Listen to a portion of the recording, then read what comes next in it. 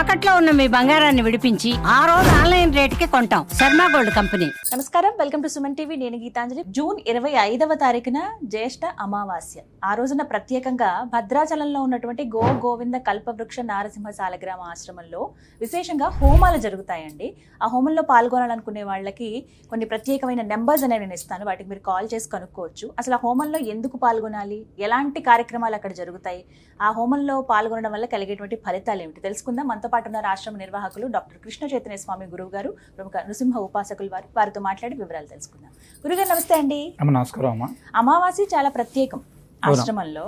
అయితే ఈసారి వచ్చేటువంటి ఈ జ్యేష్ఠ అమావాస్య విశేషాలు ఏంటో తెలియచేయండి. తప్పకుండా అమ్మా. అంటే సాధారణంగా మనం భద్రాచల దివ్యక్షేత్రంలో కల్పవృక్ష నరసింహ స్వామివారి యొక్క దివ్య సన్నిధిలో చాలా వైభవంగా అమావాస్య నాడు ప్రాతకాలంలో స్వామివారికి విశేషమైనటువంటి సుప్రభాత సేవ, అనంతరం గోపూజ, విశేషమైనటువంటి నవకలశ స్నపన తిరుమంజనం ఉంటున్నాం. అయిన తర్వాత మనం ఆ రోజు జరిగేటువంటి దాంట్లో మహాలక్ష్మి ఆరాధన, అంటే లక్ష్మీ ఆరాధన చేస్తే అత్యంత విశేషం అని చెప్తారు. అయితే ఈ జ్యేష్ఠ అమావాస్య వచ్చేటువంటి దాంట్లో ముందు రోజు ఇంకా విశేషంగా కృష్ణాంగారక చతుర్దశి, అంటే సాధారణంగా కృష్ణపక్షంలో వచ్చేటువంటి చతుర్దశి మంగళవారం రోజు కలిస్తే చాలా విశేషం అని చెప్పి మనకు పెద్దలు శాస్త్రం చెప్పి ఉంది. ఈ కృష్ణాంగారక చతుర్దశి ఈ నెల జూన్ 24వ తారీఖు ముందు రోజు మంగళవారం చాలా విశేషంగా, అంటే కుజుడికి సంబంధించినటువంటి ఆరాధన చేయడం ద్వారా విశేషమైనటువంటి ఫలితాలు వస్తాయి. కృష్ణాంగారక చతుర్దశి రోజు విశేషంగా కుజుడికి సంబంధించిన అంగారక ఆరాధన చేయాలి అని చెప్తారు. అసలు అంగారకుడికి సంబంధించినటువంటి ఆరాధన చేయడం ద్వారా రుణ బాధలు, రోగ బాధలు, శత్రు బాధలు, ఈ మూడిటి యొక్క ప్రభావం తగ్గుతుంది ఫస్ట్. అయితే విశేషంగా ఇప్పుడు కుజుడు సింహరాశిలో ఉన్నాడు ప్రస్తుతం.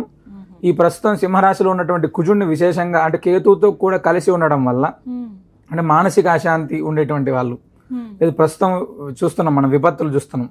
ఇలాంటి పరిస్థితులన్నీ కూడా తగ్గాలి అనేటువంటి సంకల్పంతో చాలా వైభవంగా మనం కృష్ణాంగారక చతుర్దశి రోజు ప్రాతకాలను గోపూజ, అదేవిధంగా స్వామివారికి నవకలశ స్నపన తిరుమంజనం, విశేషంగా అంగారక హోమం చేస్తున్నాం అమ్మా. అంటే వివాహం కానటువంటి వాళ్ళు, అంటే కుజదోషం ఉన్నటువంటి వాళ్ళు, అదేవిధంగా అంటే రుణ బాధలు ఉన్నాయి, అంటే రుణ ఒత్తిడి ఉంది, అంటే ఆ డబ్బులకు సంబంధించినటువంటి విపరీతమైనటువంటి ఇబ్బంది ఉంది, అలాంటి వారందరూ కూడా ఆనాడు జరిగేటువంటి హోమంలో పాల్గొనడం అనేటువంటిది అత్యంత విశేషం. అంటే ఉదయం స్వామివారికి అభిషేకం అనంతరం ఈ యొక్క హోమాన్ని చేస్తున్నాం. అయిన తర్వాత యథావిధిగా పూర్ణావతి మరుసటి రోజు, అంటే ఆమె జ్యేష్ఠ అమావాస్య. అంటే సాధారణంగా జ్యేష్ఠ అమావాస్య అనేటువంటిది మనందరం కూడా జ్యేష్ఠము అనగానే పెద్దది ఫస్ట్ ఒకటి. తర్వాత జ్యేష్ఠాదేవి అంటే సాధారణంగా మనం ఏమవుతుంది, దరిద్రం అనేటువంటి దాంట్లో, లేకపోతే అదొక ఇబ్బందికరమైనటువంటి దాంట్లో నెగిటివ్ చూస్తుంటాం.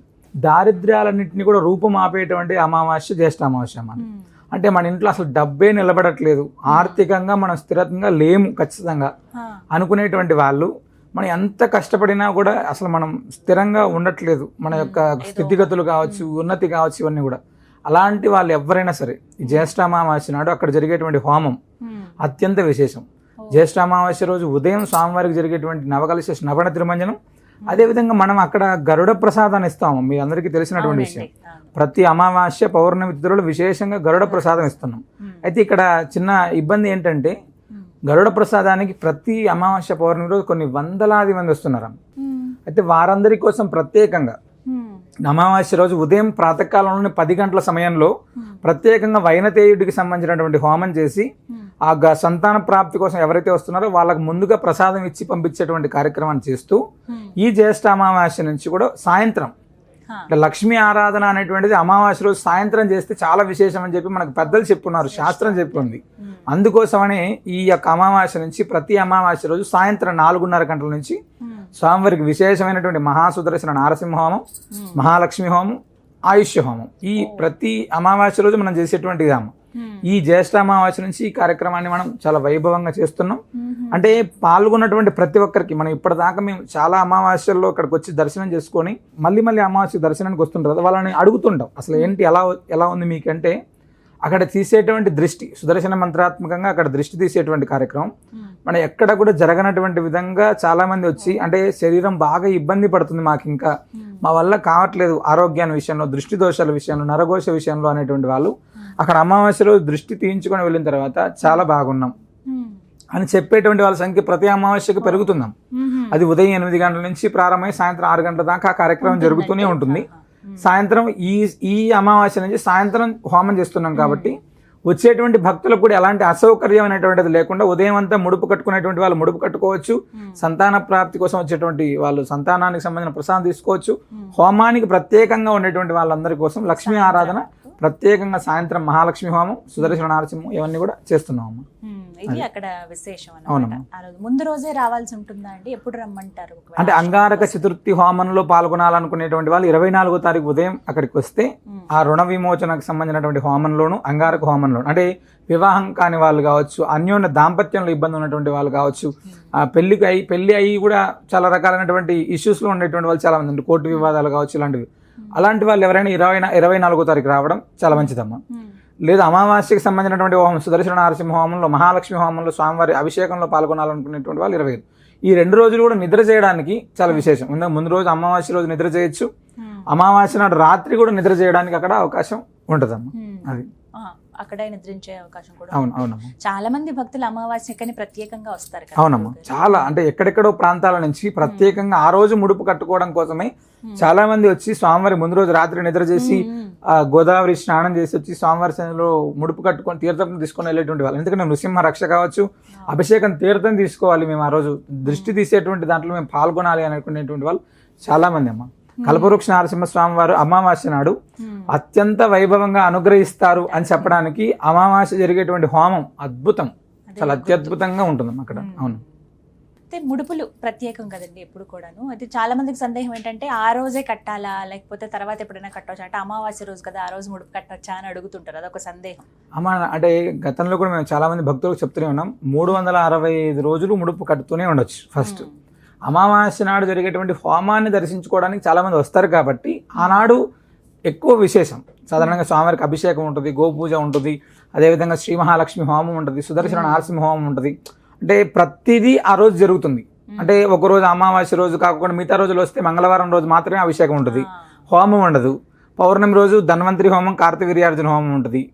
ఇలా ఒక్కొక్కటి రిలేషన్ ఉంటుంది. కాబట్టి అమావాస్య నాడు ఎక్కువ మంది ఎందుకు వస్తారంటే అది ప్రతిదీ చూడొచ్చు మనం. గోపూజ దగ్గర నుంచి స్వామివారి అభిషేకం, హోమం, దృష్టి తీసేటువంటి కార్యక్రమం, సంతానానికి సంబంధించినటువంటి ప్రసాదం, అంటే ఈచ్ అండ్ ఎవ్రీథింగ్ అన్నీ అక్కడ ఉంటాయి ఆ రోజు. కాబట్టి ఆనాడు ఎక్కువ మంది వస్తారు. స్వామివారి వైభవం చాలా, అంటే అంతమందిని చూడంగానే ఒక రకమైనటువంటి ఆధ్యాత్మిక భావన ఇంకా పెరుగుతూ ఉంటుందమ్మా. అంటే భగవంతుడు ఏ రూపంలో ఉంటాడో తెలియదు. నృసింహస్వామి అనేటువంటి వాడు ఆయన కూడా ఒక భక్తుడి రూపంలో ప్రదక్షిణ చేస్తుంటాడు. ఈ భక్తులందరినీ కూడా తాకాలి అనేటువంటి సంకల్పంతో ఆయన కూడా ఆ భక్తుల్లోనే తిరుగుతుంటాడమ్మా ఖచ్చితంగా. అందుకని ఎక్కువ మంది ఉన్నప్పుడు ఆ ఆనందం అనేటువంటిది చాలా వైభవంగా ఉంటుందమ్మా. అది చాలా విశేషం అక్కడ. ఎందుకంటే స్వామిని మేము చెప్పేటువంటి విషయం ఏంటంటే అక్కడ ఉండేటువంటి ఆధ్యాత్మిక భావన, మీరు కొద్దిసేపు స్వామివారి పైన నిశ్చలమైనటువంటి మనసు పెట్టుకొని నృసింహస్వామివారికి సంబంధించినటువంటి మూలమంత్రాన్ని అక్కడ కూర్చొని ధ్యానం చేస్తే స్వామి స్పర్శ ఖచ్చితంగా కల్పవృక్ష నరసింహస్వామి స్పర్శ తగులుతుంది. కాబట్టి అక్కడికి వచ్చేటువంటి భక్తులు ఎవరైనా వస్తారు ఆధ్యాత్మిక భావనతోటి మీరు ఖచ్చితంగా స్వామివారి పైన పరిపూర్ణ విశ్వాసంతో చేస్తే ఆ రిజల్ట్ కూడా అంతే అద్భుతంగా ఉంటుంది. సంతాన ప్రాప్తి కోసం మేము చూస్తున్నాం కదా, ఎంతో మంది ప్రతి పౌర్ణమి అమావాస్య తిథుల్లో కొన్ని వేల మందికి ఇప్పటిదాకా ప్రసాదం ఇచ్చాం. అందరికీ అత్యద్భుతంగా నిలబెడుతుంది. చాలా వైభవంగా మళ్ళీ స్వామివారి దగ్గరికి సంతానాన్ని తీసుకుని వచ్చి స్వామివారి సన్నిధిలో పేరు పెట్టుకొని అక్షరాభ్యాస, అన్నప్రాసన ఎన్నో కార్యక్రమాలు జరుగుతున్నాయమ్మా. అంత వైభవంగా స్వామివారి ఉత్సవాలు ఉన్నాయి అక్కడ. దర్శించవలసిందే. ఖచ్చితంగా. చక్కగా వివరించారు, ధన్యవాదాలండి.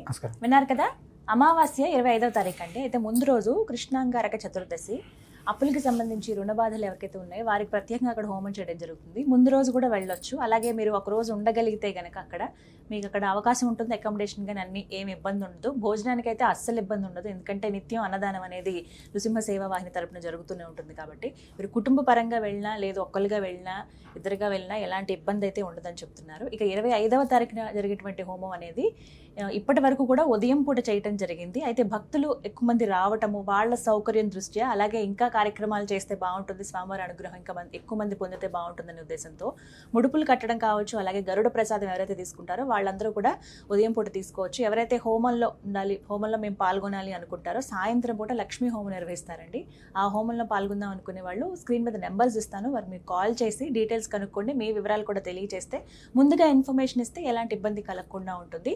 ఇంకా సౌకర్యాలు కూడా ఎలాంటి ప్రాబ్లం లేకుండా అవన్నీ చూసుకోవడానికి కాస్త అవకాశం ఉంటుంది. దాంతోపాటుగా ఆ రోజున ముడుపులు కూడా కట్టే వాళ్ళు చాలా మంది ఉంటారు. కాబట్టి అమావాస్య కదా అని ఏమి మీరు భ్రమ చెందకుండా ఆ రోజు కట్టొచ్చా లేదా అనేది గురువుగారు అప్పటికే సందేహం ఎన్నోసార్లు తీర్చారు. ఎప్పుడైనా సరే కట్టొచ్చు, కానీ ఇప్పటి వరకు దర్శించిన వాళ్ళు ఎవరైతే ఉన్నారో ఇది మంచి సందర్భం అనుకుని 2 రోజుల పాటు, ఒకటి కృష్ణాంగారక చతుర్దశి అలాగే అమావాస్య 2 వెంట వెంటనే వచ్చాయి కాబట్టి మంగళ బుధవారాల్లో గనక మీరు వెళ్ళి స్వామివారిని దర్శించుకోండి, స్వామివారి అనుగ్రహాన్ని పొందుతారని కోరుకుంటున్నాను. నమస్తే.